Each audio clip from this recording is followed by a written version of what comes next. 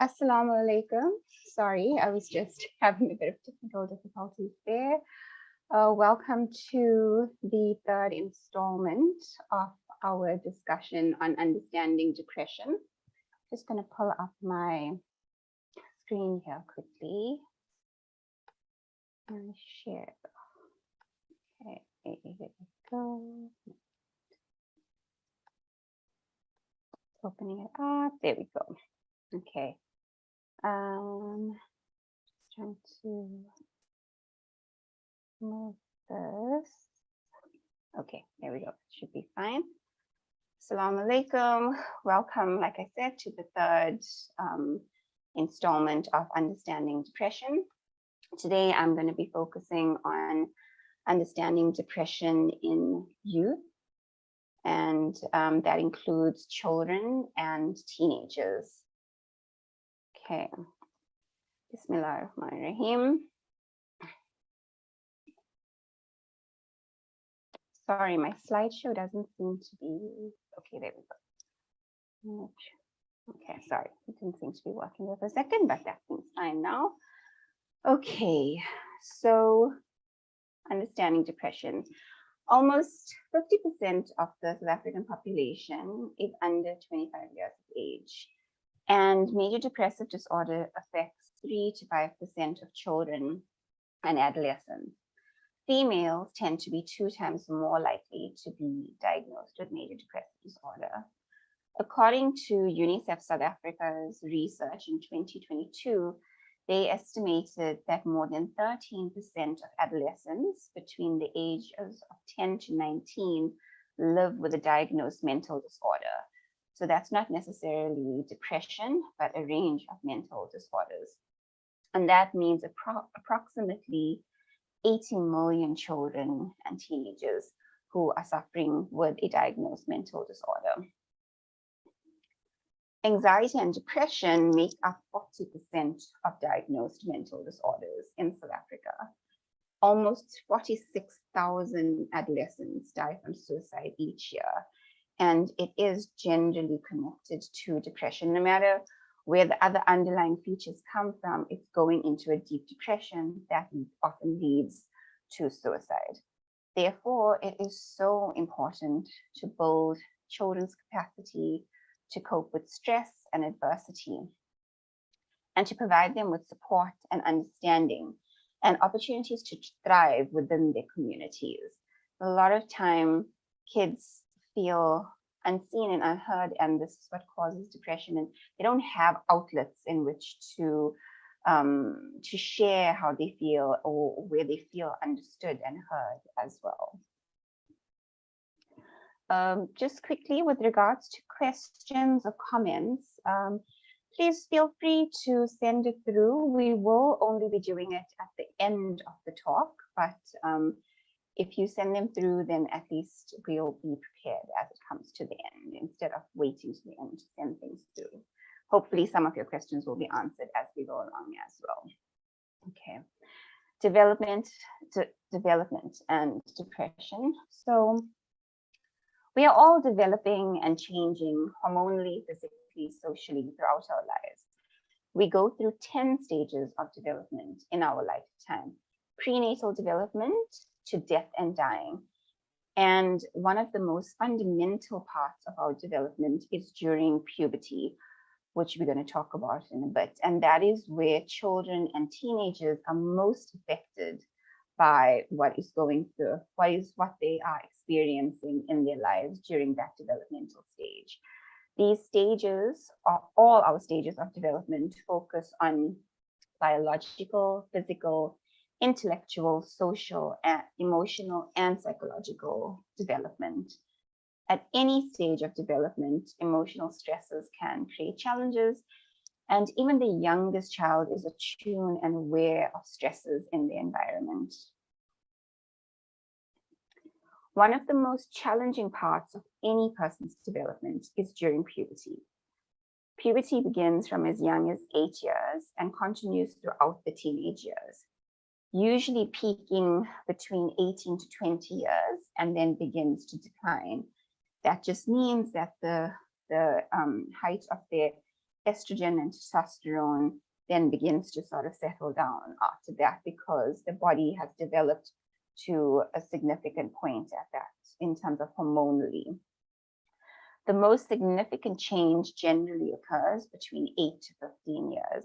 And this does differ for everyone because it's dependent on each person's chemical makeup. It has to do with your height, your weight, your environment, the diet that you're eating, the activities that you're involved in, and yet all of those things, and your genetic makeup, all of those things play a role in your development as well. Puberty results in significant hormonal and physical changes for both boys and girls. Sorry, I'm seeing people trying to get my attention here, so I just want to see if whoever has raised their hand, if you could just message in the chat for what it is. I'm just making sure that it isn't sound that's an issue or anything like that. Okay, here we go. Okay, so there is issues with the sound. I have increased my sound now, so I hope that it's okay. All right, so some people are saying the sound. Okay, so the host is saying the sound is fine on their side, and it just seems like it's just one person who's struggling with sound. So hopefully that's okay. All right, to continue. Like I was saying, it differs for everyone depending on their environment and their genetic makeup. Puberty results in significant hormonal and physical changes for both boys and girls, as we all know. These developments, combined with family, social, and academic factors, can be extremely overwhelming for these young people to manage. Oh, goodness, my slideshow is stuck again. Sorry. Okay, there we go. Adolescence is considered a period of extreme heightened stress.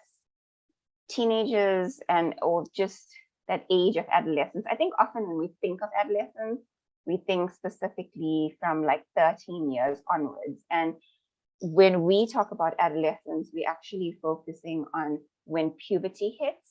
And like I said just now, it's from the age of 8 all the way through teenage life. So when I refer to adolescence, that's what I'm talking about as well. Okay. These adolescents are faced with so many puzzle pieces that they are trying to fit together in order to make sense of their ever-changing world. Some of the things that they are faced with, some of the challenges that they are faced with. Sorry, my screen's just doing weird things here, so I'm really sorry if I seem confused, but yeah, okay. Lots of people are complaining that the sound's really soft, and I'm really sorry about that. I'm not sure what I can do about this.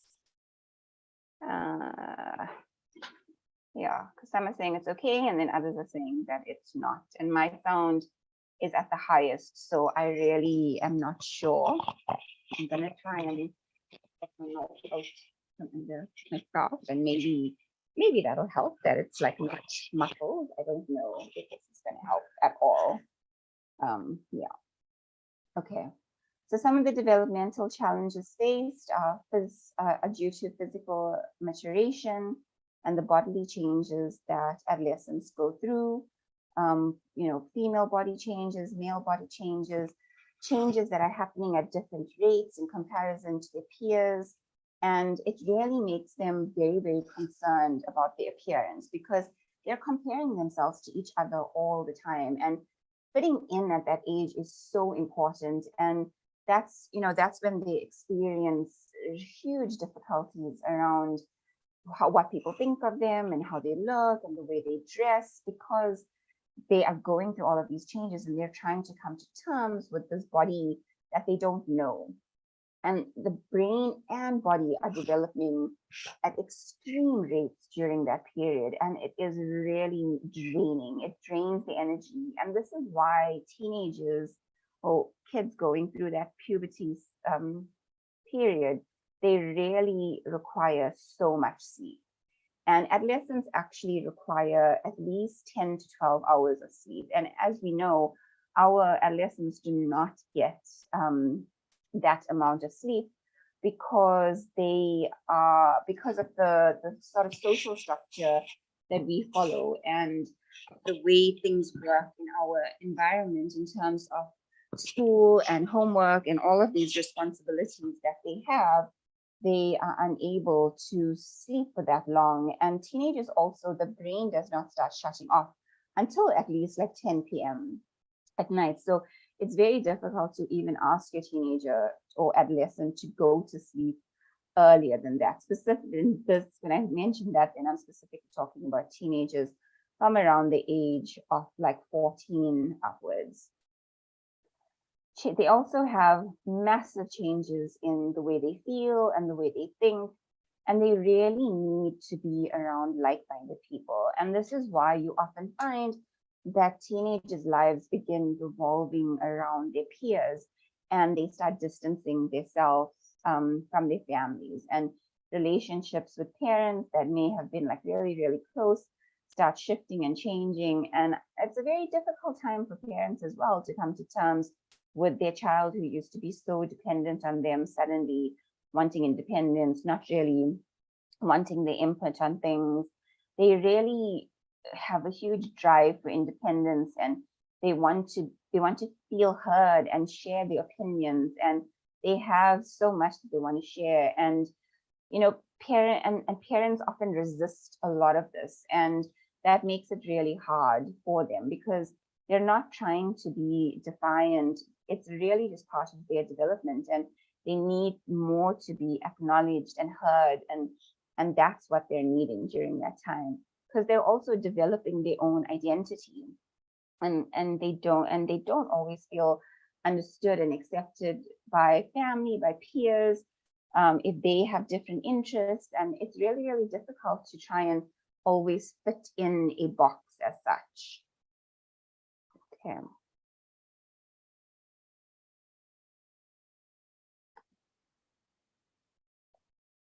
These changes and the desire to be independent often give them a false sense of confidence. And this results in rapid changes in feelings and behavior, where you often find teenagers can be confident and certain in 1 minute and really insecure and unsure in the next. And and often this is why parents like have these comments like, oh, these teenagers, they think they know everything, and that we're stupid and we don't know things and like whatever. And there's often like that back and forth between parents and their adolescents. And this is exactly why, because it's like normal development for them. They're going through this, and it's so important for you as the adult to be able to recognize your place in this development and to acknowledge what they're needing while going through these changes, and that they actually need to be understood and heard, and that their feelings are acknowledged, and they're given the space to actually be listened to. Because these rapid changes, these fluctuations in their hormones and their feelings and stuff, it makes them very vulnerable. And that's why you find like often adolescents are really sulky and irritable. They get embarrassed really easily, even angry, depending on the situation. And this is just because their tolerance levels are really fluctuate as well. There also emerges a need to explore and experiment and try out new experiences. Sometimes they can be quite risky, and you often hear parents saying like, oh my goodness, I can't believe they rode their bike off that thing, or I can't believe they jumped off that high structure or whatever it is without any safety equipment. And it really just is part of their development. And not saying that you mustn't protect them and you mustn't, there mustn't be consequences for those actions, because that's also, they're testing the boundaries. So they're also learning from these things, but it really is just part of the normal development as well. So when they do these things, the way in which you as a parent, engage with them about these things and how you talk to them, the tone you use, and how you acknowledge. If you're just attacking them and telling them that they're silly for doing what they're doing, using really negative and derogatory language, all you're doing is you're encouraging and pushing them towards continuing that behavior. They will become more resistant and more rebellious. But if you sit and talk to them through these things that they're going through, or the behaviors, there's a more, and not talk to them as in like lecture them, but talk to them in a way where you show them that you understand what they're going through, that you've been there, and that you want to understand what it is for them, how they're experiencing it and what they're going through. Often this exploration and experiment happens in sports or hobbies or other activities where they push themselves to the limits, and they get really invested in these interests and activities. And even in terms of music and the type of music that they listen to. And I know, like, as Muslims, there's two sides: people who accept music and those who don't, and that's a whole other debate. But for teenagers, music is a very powerful thing, because there's a lot of positive music out there as well. And the way they engage with music, it often they feel understood because there's something they can relate to. And these are also things that they find in hobbies and other activities and sports, because they're sharing it with people who share the same interests. But sometimes the exploration and experimental phase results in more dangerous or risky behaviors, such as using substances, where they'll either try smoking or drugs or even alcohol. And this happens across the board. And generally it happens with friends.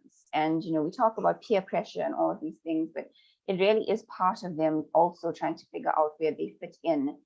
And obviously, if you do find your child doing these things with, even if it is with friends, it's again about how you engage them about it. Do you just lecture them? Do you just scream and shout at them and make them feel shameful and guilty for what they're doing? Or do you actually sit and talk them through it and explain some of the dangers and the reasons, and from an Islamic perspective, why this isn't allowed, and why you don't approve of it, and what you're worried about and your concerns, and also just trying to get them to understand from them, like, where is it coming from them? What does it mean to them? Why do they feel the need to do it?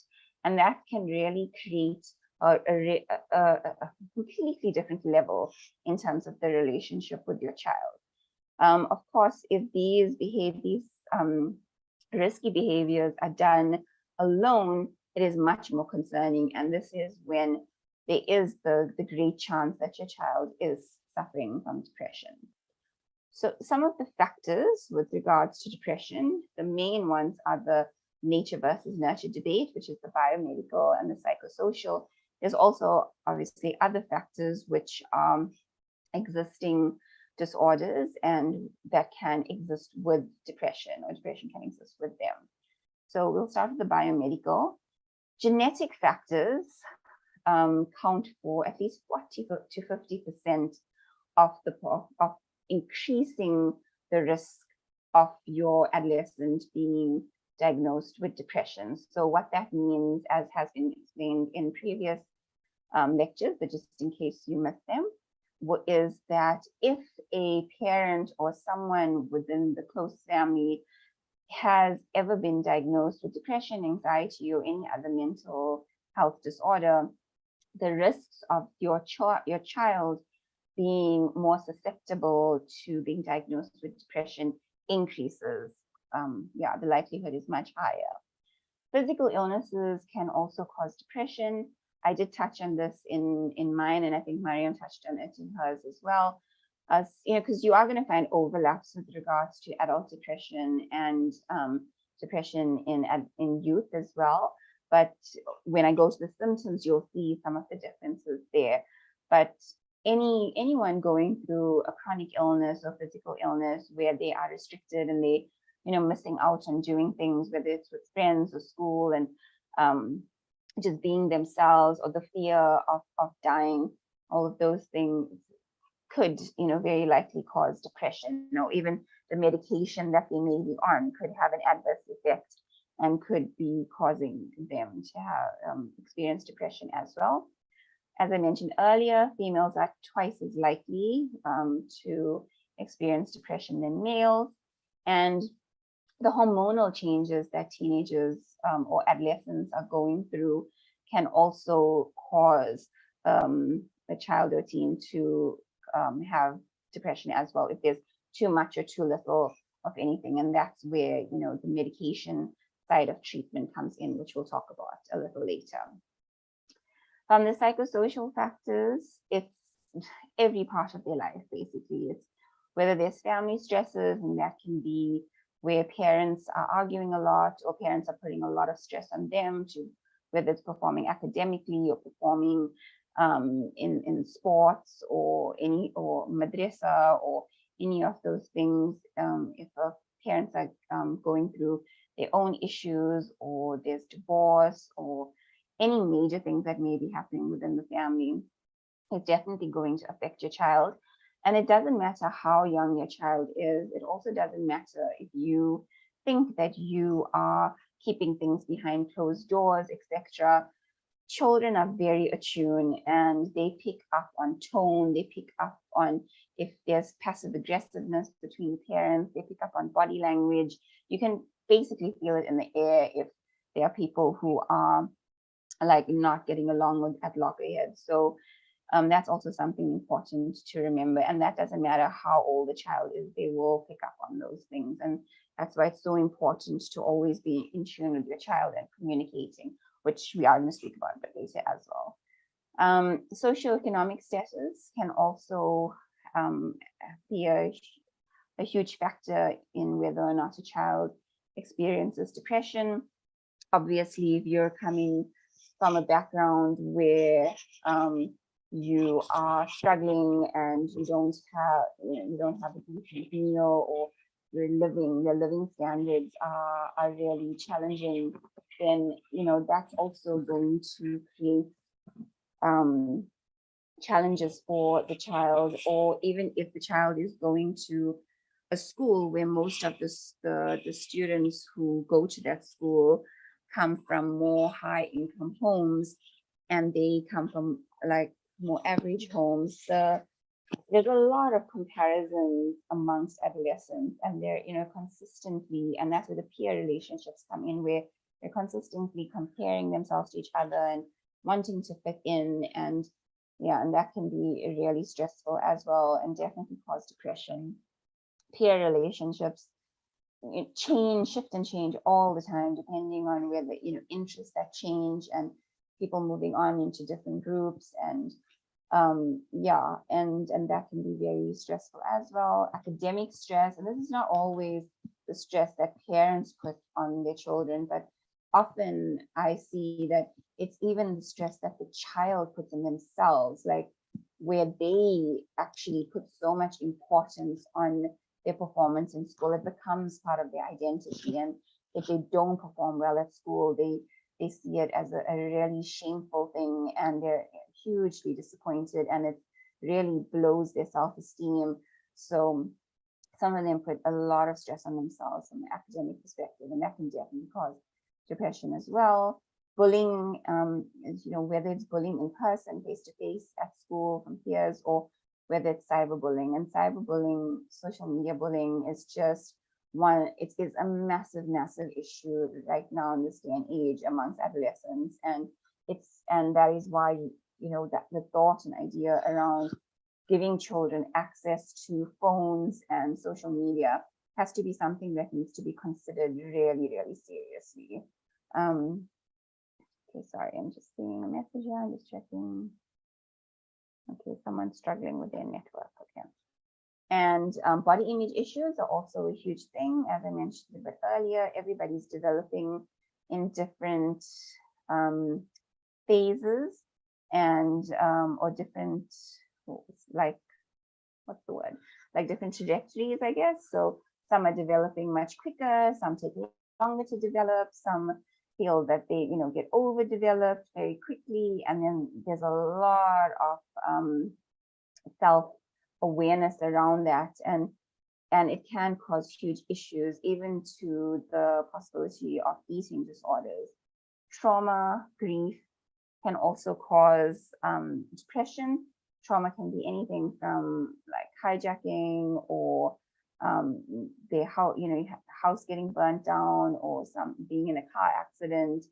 And grief, obviously the loss of a loved one, whether that be a grandparent, a parent, a sibling, and even a pet. I think, sometimes we don't give enough significance to the loss of pets, and pets are a very, very significant thing, especially in a child's life. And especially if that pet has been part of their lives from the time they were really young and they've grown with this pet. When the pet passes away, it's devastating. It's devastating. It's really like losing a member of the family, and it has to be taken as importantly. It cannot just be sort of waved away or dismissed, like, that they must just get over it. You have to respect those feelings. And of course, abuse, whether that's physical, emotional, verbal, or sexual abuse. Okay, and then in terms of other factors, like I mentioned, it's other mental disorders that a person could be experiencing. I just listed a few of them there. And depression can be a comorbid diagnosis with any of these disorders as well.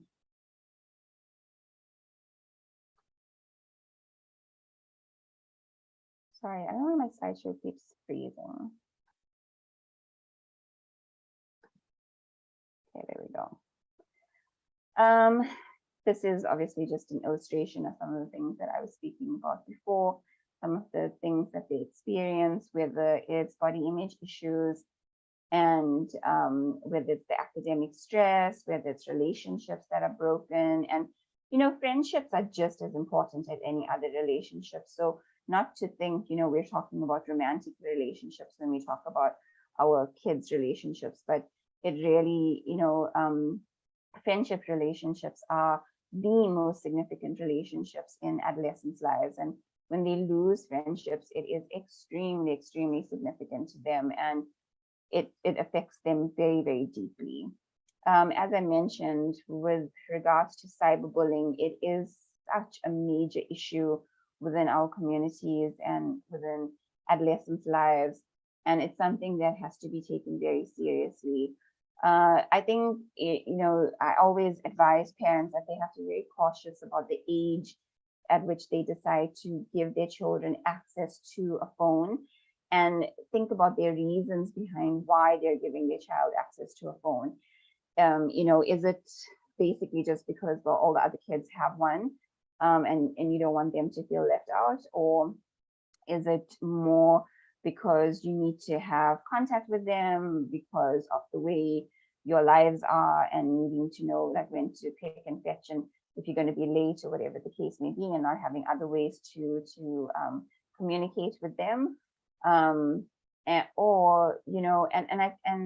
if the child is younger than 12, it's something that should be considered really, really seriously, because even as teenagers, they are not emotionally developed enough to deal with a lot of these things that they experience through cyberbullying. And so it's so important that younger children are not exposed to this. So I often advise my clients that they should restrict the amount of time that they give their children when it comes to screen time. And I am going to talk about that a little bit later. Okay, just going to go through the types of childhood depression really quickly. There are 5 different types of childhood depression. Major depressive disorder is the most common one, and there's severe symptoms that last between 2 weeks to several months. We're going to discuss the symptoms in a little bit. And it can occur once, but can often reappear every 6 months, or even after a year, it can recur. The second is persistent depressive disorder, also known as dysthymia. It has the same symptoms as major depressive disorder, but in a much, much milder form. And the symptoms last for a year or more. Symptoms can become more or less severe, but never completely disappear for more than a couple months at a time. And because of its presentation, it can often be mistaken for a child's personality because they're kind of hot and cold. And so you just think, oh, this is just the way a child is. They're just moody. They're just in a moment or whatever. But honestly, treatment can make a major difference. And again, with these symptoms, they have to last a specific amount of time, and there has to be several of them before a diagnosis can be made. So there are specific ways to look at this. The next one is disruptive mood dysregulation disorder. This is a relatively new disorder, and it's specifically for children between the ages of 6 to 10 years. This is for children with frequent explosive temper tantrums in reaction to minor things. And it must occur more than 3 times a week in all environments. So that means it doesn't only happen in the home with the parents, but it happens at school, it happens with peers, it happens at madrasa, it happens if they're at the grandparents or other people's homes, out in public. It happens in all environments. So it isn't just the child trying to be defiant, but really because they lack the ability to self-regulate. They have really low frustration tolerance. They're constantly irritable. And because they can't manage and control and understand all of these intense emotions that they are feeling, they just explode. And the reason the diagnosis is between 6 to 10 years is because under 6 years, tantrums are seen as part of the normal development. But from 6 years and above, it's not something that is expected with that age group. But again, like I said, that's how it has to appear. The next is premenstrual dysphoric disorder. Some women and girls are affected a week before their periods begin due to the significant hormonal spikes that they experience. The symptoms are extremely severe premenstrual symptoms and has a serious impact on their daily functioning, where they're unable to actually function. They will be depressed, angry, anxious, cry for no reason, trouble concentrating, feel easily overwhelmed, can be quite impulsive. There's even cases of like self-harming because they're feeling so overwhelmed. They can experience very intense physical symptoms, very severe cramps, headaches, body aches, like I said, where they actually can't function. They can't get out of bed and function. And these symptoms generally disappear once the period begins. So it is in a very specific window that they experience these symptoms. And the last is seasonal affective disorder, which recurs with the changes of season, the same symptoms as major depressive disorder, and usually occurs during winter or autumn. It's believed to be due to the lack of sunlight or vitamin D, which helps us create serotonin, which elevates our mood. And therefore, without it, it does tend to impact certain people's mood and energy levels if the body is not creating enough of it on its own. Okay, how do I know if my child is depressed? So some of the challenges that parents have expressed in terms of recognizing if their child is depressed is, one, that it's hard to tell the normal ups and downs from depression. That seems to be the highest that parents struggle with. And that's exactly why we're talking about normal development versus what depression looks like. That youth are good at hiding their feelings, and that is 100% true, especially amongst the kids more in their teenage years, that they tend to really hide away from what they're feeling and not express, whereas your younger children don't know how to express what they're feeling, but they will act out in some way, and the actions will show you that they're not okay. And teenagers, you think like, oh, okay, they're moody, they're on their own, they don't want to be disturbed, but yeah, they are actually hiding how they truly feel.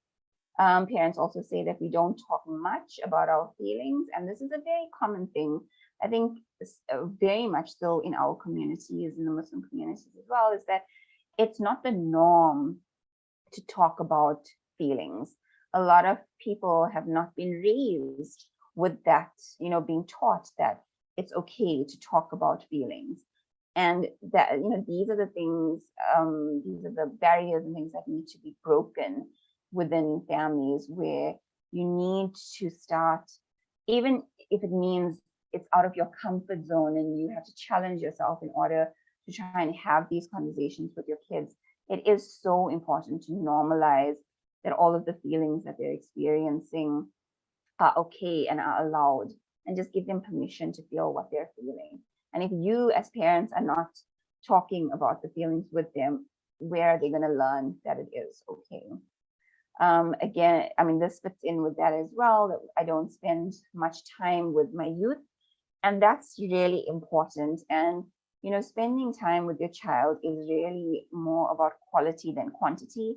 You don't have to spend hours with them. You don't have to make sure that every single day you're doing things with them for big chunks of time. It's simple things like making sure you have dinner together, sit at the same table, engage, communicate. It's quality of time. And I may touch on this a bit later as well. And the last one is not sure what the signs of depression are. So we'll go straight into that. And the symptoms, go back. Symptoms of depression often go misdiagnosed and untreated. However, because the symptoms are regarded as normal emotional, psychological changes of childhood. And the primary symptoms of depression involve sadness, hopelessness, and mood changes. Other signs and symptoms of depression include low mood, frequent mood swings, fatigue or lack of energy, irritability or anger, changes in appetite or weight. And like I said, it can be increased, like significantly increased or significantly decreased, sleep disturbances, nightmares or insomnia, and also sleeping too much, or hypersomnia, anhedonia or inability to enjoy activities that they generally really enjoyed, painful and non-painful physical or somatic symptoms such as headaches, dizziness, abdominal pain, behavioral issues at school like absenteeism, lack of participation, etc., or having issues in their social skills, isolating themselves from peers or friends, or being lots of defiance towards teachers or parents, difficulty concentrating or inattention, poor academic performance like refusing or forgetting to complete tasks and assignments, or seeing a massive decline from where your child used to do really, really well, and suddenly, within a term, they're failing or they're doing really, really badly in comparison, and they can't explain why, and they just don't have any interest towards their studies. Short-term memory problems, which obviously also affect the ability to learn. And often parents will be like, oh, this child just never listened. How many times must I ask you to do something? And sometimes this can be connected to depression because they literally can't retain the information because of how they're feeling.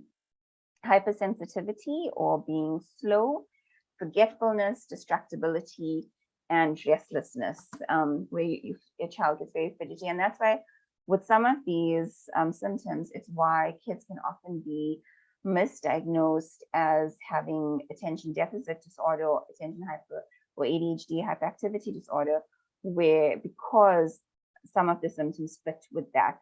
And that's why it has to be looked at by a professional, and all of these have to be taken into consideration. Sorry. Oh, come on, slides. Okay, sorry, it was frozen again. Okay, there we go.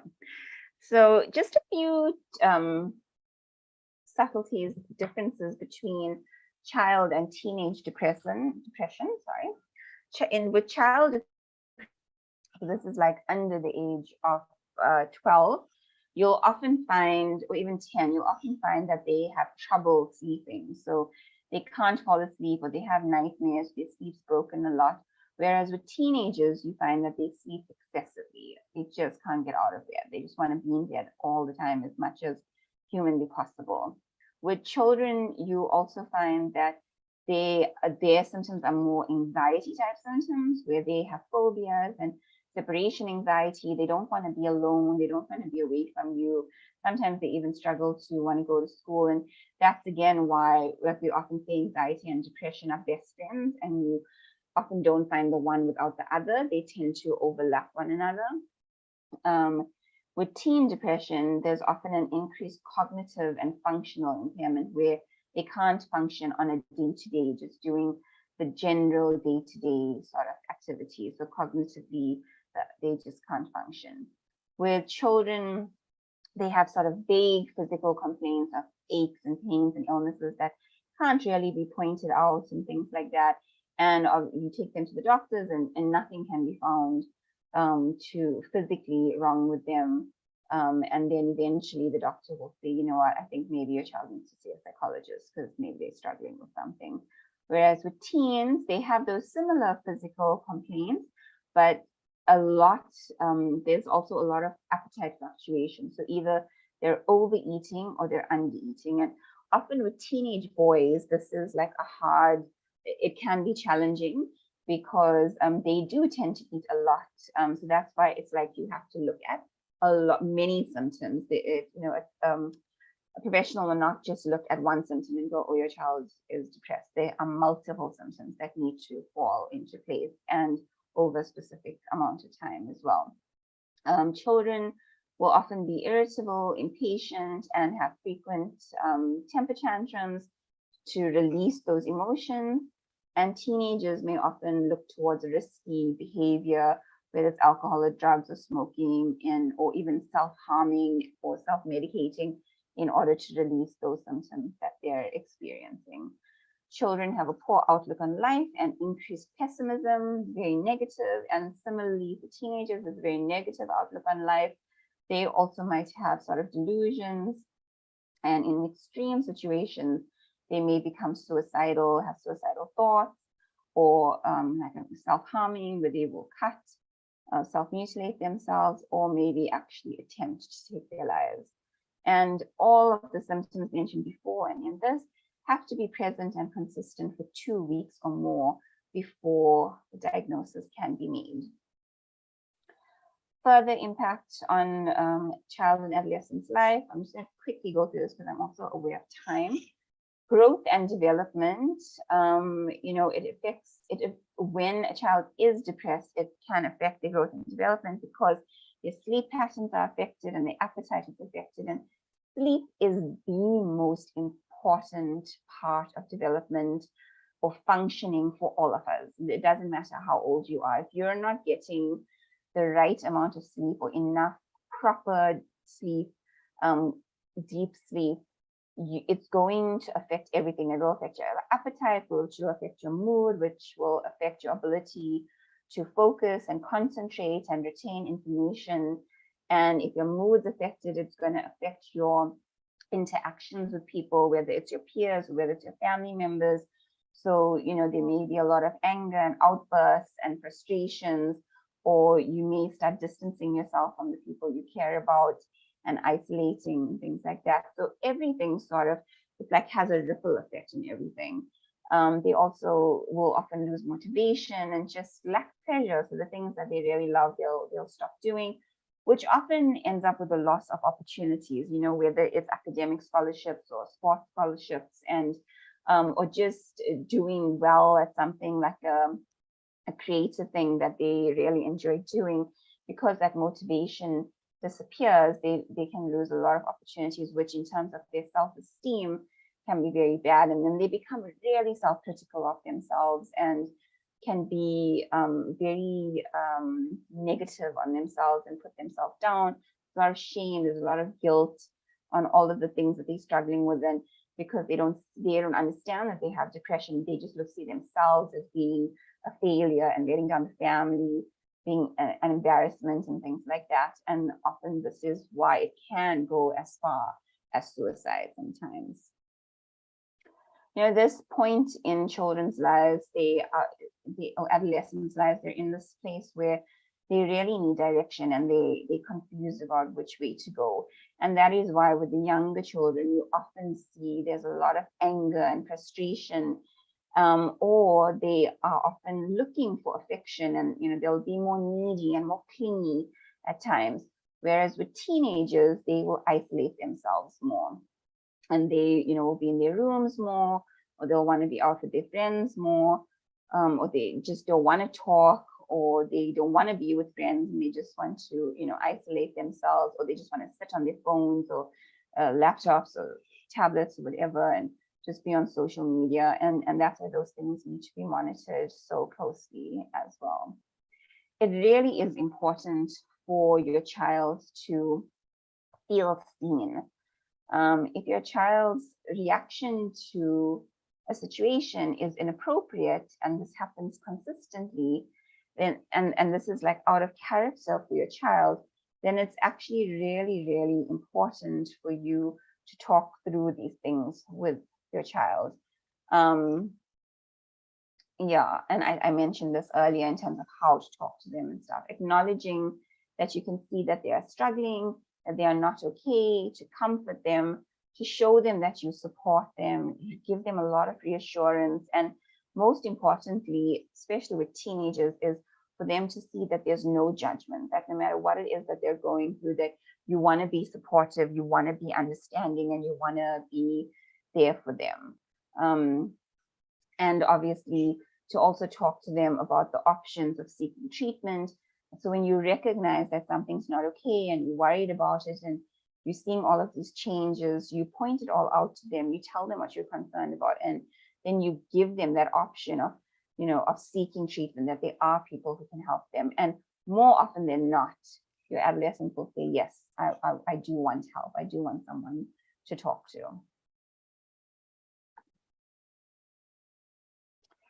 Okay, so in terms of treatment, cognitive behavioral therapy is seen as the most effective form of treatment for depression in young children and adolescents or teenagers.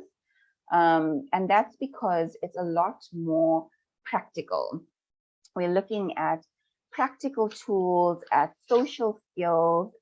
It's a type of therapy that's non-directive, it's non-threatening, it looks at problem solving, and it also works with the parent in order to help the child, to help the parent understand or shift their expectations of their child, and to understand what the capabilities of the child are in that moment of what they're going through, and to be able to communicate appropriately with them.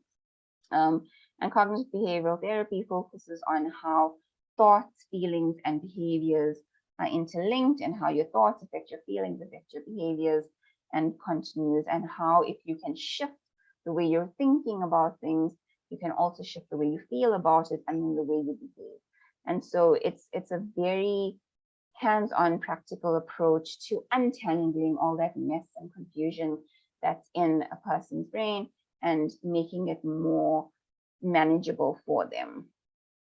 Of course, there are many other forms of psychological therapy.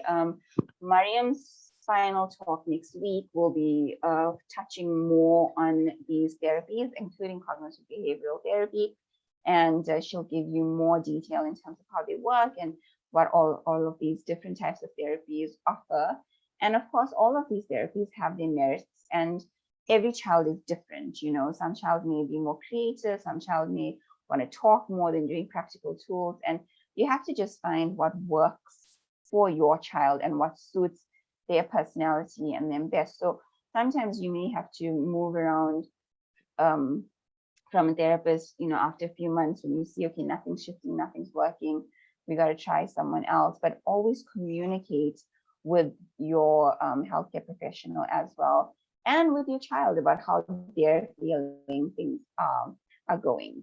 The next form of treatment is psychiatric treatment. And with children and adolescents, you have to be very cautious around psychiatric treatment. So a psychologist can assess major depression and then will often refer you to a psychiatrist if they feel that the symptoms are really severe and that your child requires medication. And the medication that is generally prescribed for children or adolescents are called SSRIs, which are selective serotonin reuptake inhibitors, and their job is to assist in increasing the level of serotonin in the brain, which helps elevate one's mood. So we basically, when a person feels depressed, they're not creating enough serotonin in the brain, and this is what the SSRIs help with. And by increasing the serotonin, it decreases the negative symptoms that a child is feeling. And a child is often so stuck in their mind and unable to get out of this maze that they're struggling with. And that's where the medication can be really helpful. So we always say that with children and adolescents, therapy should always be your first port of call, where a therapist can work with them and see where they're at in terms of their symptoms, can do the assessment, and if there are things that are concerning and where medication is needed, then they will refer on.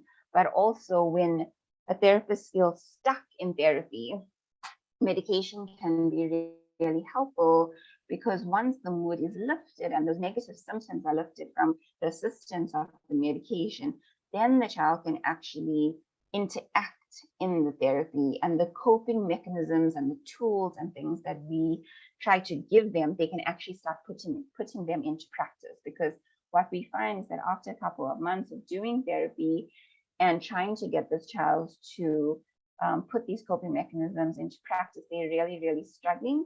And that also shows just how little serotonin they have and how they're not capable of doing it on their own. The important thing, though, when it comes to psychiatric treatment is that they can be, not always, they can be significant side effects, and therefore children and teens need to be closely monitored when on medication. Sometimes there can be an increase in suicidality, and therefore we say that it's really important that your psychiatrist or GP who is treating your child for depression follows up at least every 2 to 3 weeks until, dependent on how bad the side effects may be, and until they settle. Obviously, if the side effects are quite severe, then you must contact your healthcare professional immediately to discuss your concerns, and they can reassess. And usually if it is the first case of depression that a child is experiencing, then the treatment will be 6 months to a year. However, if this is like the second or third, it's a recurrent episode, then the treatment will be longer, for 1 to 3 years. And it's really important that even if you see that your child is feeling better, that you never just take them off the medication on your own. It's important that medication should be tapered off with the help of a professional. And so, let your healthcare professional guide you in terms of that. Like I mentioned, psychiatric treatment should go hand in hand with psychological treatment. You can never have one. Well, you can have therapy without the psychiatrist often, but if you're having psychiatric treatment, it's also important for your child to be in therapy to help them learn the skills and the coping mechanisms that they need to move forward, because the medication is just to help lift the mood, but they actually need to learn how to cope with what they're going through. In more severe cases where there is self-harming behavior, or suicidal ideation, or even suicidal attempts, they may need admission to a psychiatric care facility. And in these facilities, they offer more intensive treatment for children or teens, as well as family support. And when I mean intensive, it's just that they're seeing a therapist every single day rather than once a week. They're having group sessions every day. They've got occupational therapy. They have a psychiatrist that they've seen. They will have family therapy groups. They'll have support groups for themselves within. So it's very helpful. But With children, generally, it's you're not in there for like for a month or so, like adults would be.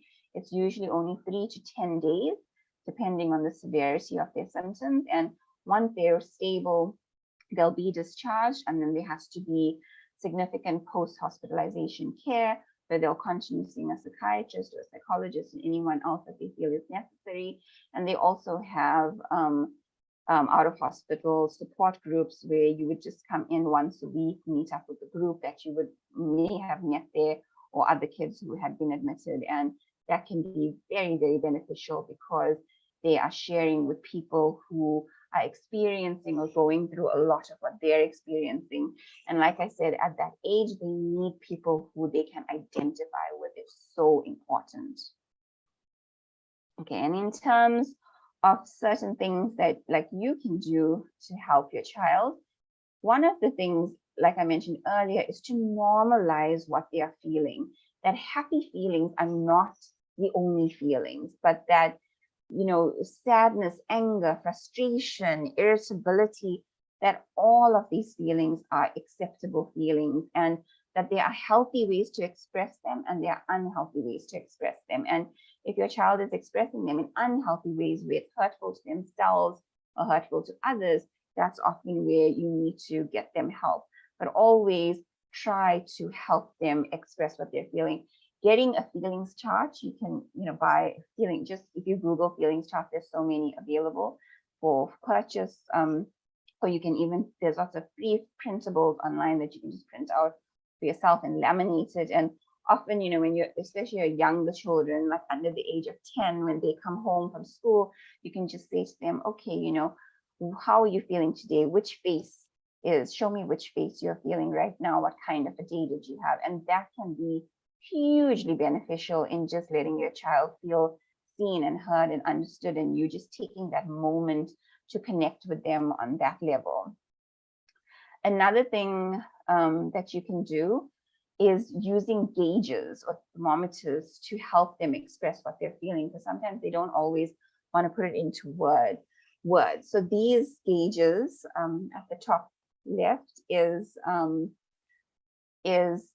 more for like your teenagers, where you can look at it and say, okay, tell me where your gauge is at today, where the green would be really good. And you can even like label these things. These are also all free online. You can just Google like flip art, and you'll find some of these things that you can print out, and you can just label all the different feelings, where this is like excited or really happy, and doing okay, kind of average, irritable, frustrated, and really angry, for instance. And then you can ask them, you know, where about in the gauge are you feeling right now? Because I can see that you're not okay. Where are you at? And then for your younger children, you can draw up these sort of thermometers in the different colors with the different emojis that show the different feelings. And you can say to them, okay, where are you feeling on the different emojis? Where's your thermometer at today? And sometimes it will be at 0 for certain feelings, and other times it will be all the way to the top with other feelings. But getting interactive with them, talking about feelings, can be extremely powerful. And lastly, just be present. Be present with your child. And I mentioned it earlier, but it is about quality, not quantity. Even if you just make 15 minutes available in the evenings or when your child comes home from school, where you just sit and talk with them, ask them about their day, or do a fun activity with them, whether it's doing something in the garden, whether it's helping them with homework, whether it's playing a game or reading, or even just nighttime and, you know, going and reading them a book, or going into your teenager's room and sitting on their bed and having, you know, that's your connection time. But just that 15 minutes can be extremely powerful in just letting your child know that you are there, that you see them, that you hear them, that you want to be part of their world. And that quality time where you're just connecting with them with no distractions, no TV on, no cell phones out, nothing, just the two of you connecting, is extremely powerful. So I would really advise you all as parents to to take that into consideration on a day-to-day, to just find that 15 minutes. And obviously on the weekends, to maybe, do like board games nights, things where you guys really connect, not doing a movie where everyone's just looking at the screen. Movie nights are fine, they're fun, you can do that as well, but more, the real connection. I am aware that we're going a bit over time, but I will still do questions, okay? And lastly, I just want to talk about screen time. It is really, really important that you as a parent take control of screen time.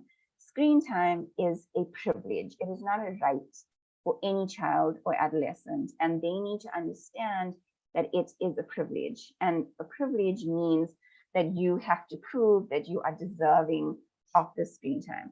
I often advise parents that in the week, your child should only have 1 to 2 hours at the most of screen time, and that can be split up in the day. So some young kids like to watch TV in the mornings or be on the phone, while they're getting ready for school or while they're waiting for their parents, whatever. That'll be some of their time. When they come home from school, your teenager or your younger child, they have a bit of a break, they have a snack or they have something to eat, and they can have maybe half an hour of time at that point. Or they can, and then they must get into homework, so they have half an hour break, and then they can get into homework. And only once homework and chores and things are done, then they can go into doing, to have maybe like an hour of screen time. And screen time has to end at least 30 minutes before bed. They should not be watching screens if there's less than 30 minutes to bed, because their brain will then not go into a proper REM sleep, and they're not going to have a deep sleep, and that's why they'll wake up the next day feeling really groggy. And so if it means that you need to put there's sort of timers and things that you can get onto a child's cell phone where it locks at a certain time, so you don't have to be going in there to see if it's unlocked or like whatever. It'll lock automatically on its own. You take away like laptops or iPads, tablets, and things like that, or they know that they must come leave it with you at a certain time. And you as the parent need to put those rules into place, because if a child is given that opportunity, they're just going to take it. It's your responsibility. And chores are very, very important. From the age of like 3, a child can be helping with chores around the house, age-appropriate chores.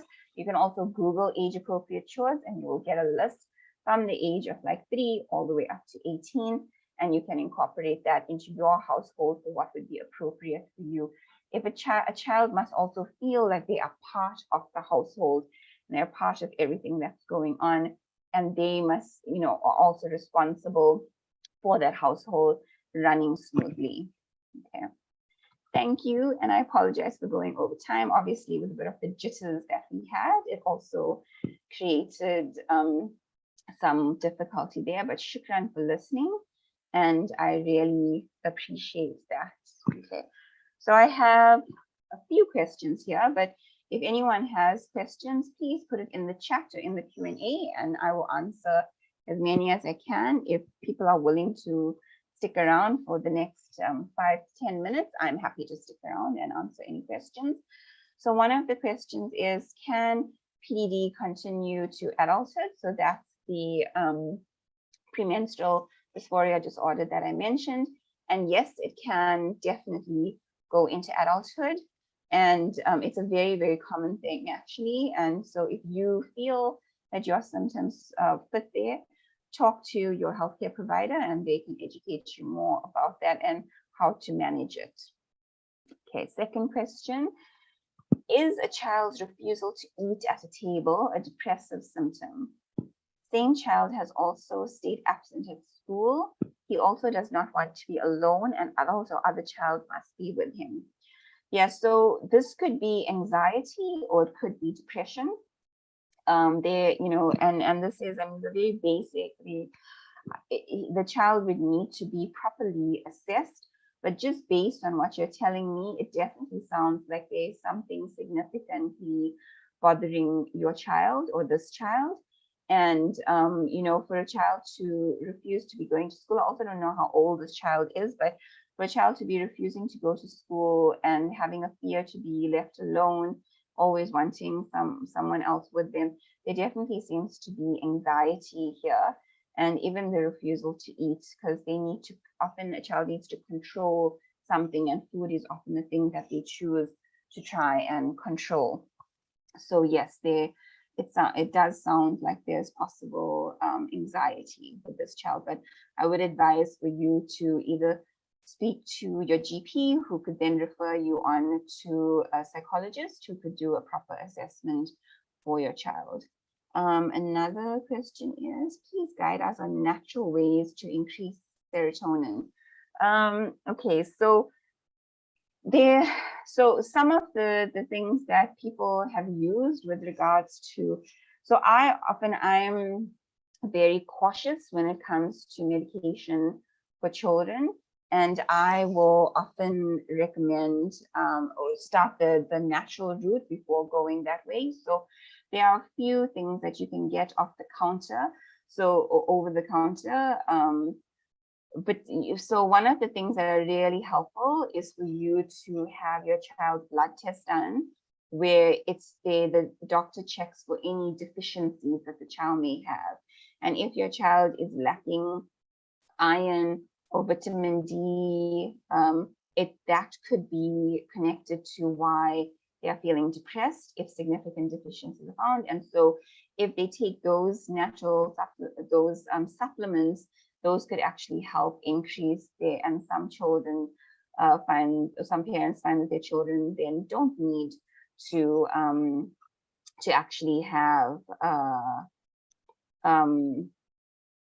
medication, SSRIs, or go to a psychiatrist, but this is not, it's not the same. It's not the same for all children.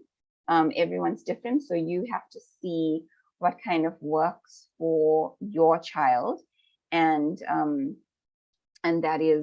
that's how you can figure that out. But that is one of the things. And yeah, okay. If there's no other questions, I think that we can end here. Yeah, okay. If anybody has any other questions that they maybe didn't want to ask in the group, you can always ask Muslims Connect to provide you with my email address where I can answer further questions. I know the talk was quite detailed, so hopefully it has also provided you with all of the answers that you're needing. I'm hoping, and that's why there aren't many questions here. And I hope that the sound worked out okay and that everybody could hear well. Shukran to everyone for attending, and I wish you all the best. Assalamu alaikum.